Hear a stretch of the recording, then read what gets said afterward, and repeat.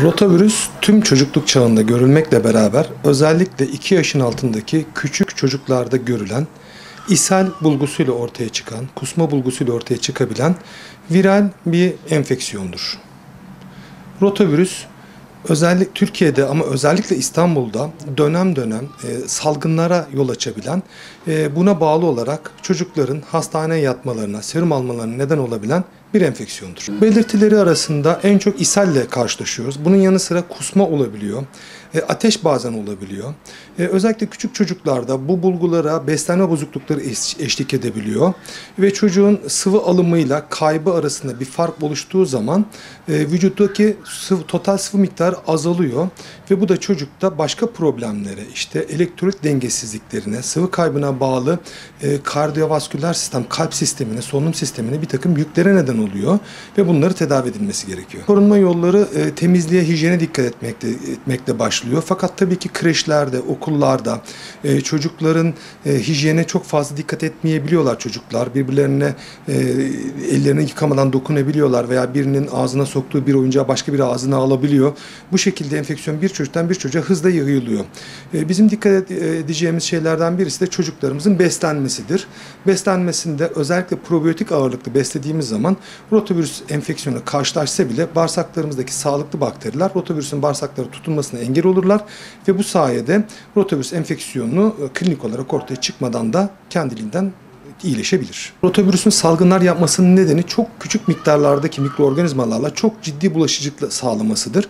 Bu nedenle özellikle normal bakteriyel ishallerden farklı olarak sonbahar kış aylarında daha çok veya kış çıkışında ilkbaharın girdiği dönemlerde rotavirüse bağlı bir salgınlar görebiliyoruz.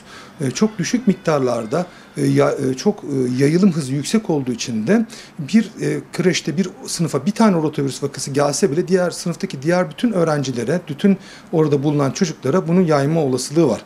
Burada da bitmiyor. Aynı zamanda çocuklar eve getiriyorlar bunu. Yani kreşe giden çocuklar alıyorlar, evlerine getiriyorlar. Evlerinde kendilerinden daha küçük yaşta olan ve henüz okula gitmeyen, kreşe gitmeyen, bağışıklık sistemi henüz tam gelişmemiş, çok daha küçük kardeşlerine bunu bulaştırabiliyorlar. Büyük çocuklar ayaküstü veya erişkinler bunu ayaküstü atlatsa da küçük çocuklarda çok ciddi yatış gerektiren, serum almak gerektiren tablolar şeklinde karşımıza gelebiliyor. Rotavirüsün aşısı var. Rotavirüs aşısı 6 ayın daha doğrusu şöyle ilk başlayacağımız zaman genellikle 3 ay civarında başlıyoruz. 2 doz olan bir tipi de var. 3 doz olan bir tipi de var. Bu konuyla ilgili mutlaka aileler çocuklarını takip eden doktorlardan mutlaka veya aile hekimliklerinden mutlaka bilgilerini alsınlar. Türkiye Cumhuriyeti Sağlık Bakanlığı aşı takvimi içerisinde yer almamaktadır bu aşı. Yani halk arasında bilinen adıyla özel bir aşıdır. Ama genel olarak pediatristlerin önerdiği bir aşıdır. Bu konuyla ilgili takip eden doktorları ve aile hekimliklerinden bilgi alıp çok geçmeden, çünkü 4 ay geçtikten sonra bu aşıyı uygulamak mümkün olmuyor. Bu nedenle çok yaş ilerlemeden daha küçük bir bebekken bunun hakkında bilgi alıp bunu uygulatmak uygun olacaktır. Rotavirüs viral bir enfeksiyon olduğu için antibiyotik kullanımı buna iyi gelmeyi bırakın kötü gelir. Yani çünkü viral bir etken olduğu için antibiyotiklerin rotavirüs üzerinde hiçbir etkisi olmaz. Rotavirüs ishali olan bir çocuğa eğer antibiyotik başlarsak bu antibiyotik vücuttaki faydalı bakterileri öldürür. Yani rotavirüsün bağırsaklara tutunmasını engelleyen, o bölgeyi kaplayan mikrobiyata, flora dediğimiz faydalı bakterileri öldürür ve rotavirüs enfeksiyonuna daha kötüleşmesine neden olur. O nedenle rotavirüs enfeksiyonlarında antibiyotik kesinlikle kullanmaz. Burada kullanılması gereken destekleyici tedavilerdir. Çocuğun sıvı alımı, beslenmesi düzenlenir. Probiyotikler ticari olarak satılıyorlar.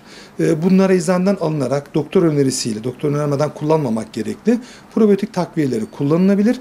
Bir de küçük çocuklarda ishalin süresini kısaltması açısından çinko içeren preparatlar Dünya Sağlık Örgütü'nün önerisiyle kullanılabiliyor.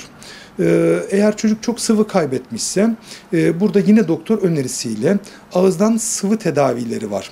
Bizim çocukluğumuzda annelerimiz işte 1 litre suya işte 1-2 çay kaşığı tuz, bir çorba kaşığı şeker atarak hazırlarlardı. Bunlar artık eczanelerde steril olarak satılıyor. Bunlardan verilebilir. Eğer bunlarla olmayacak kadar çok sıvı kaybetmişse çocuk, o zaman hastaneye yatırmak ve serum takmak gerekir.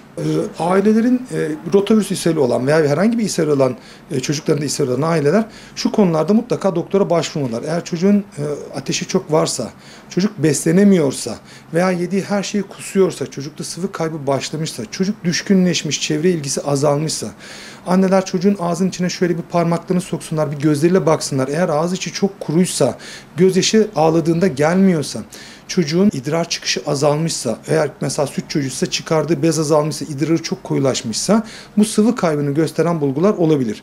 Bir de bazen karın içinde bağırsak dönmesi, düğümlenmesi diye halk arasında tabir edilen bazı durumlar ishal gibi başlayabilir. O yüzden çok şiddetli karın ağrısı varsa, karın çok şişmişse bunun için de mutlaka doktora götürmek gerekli.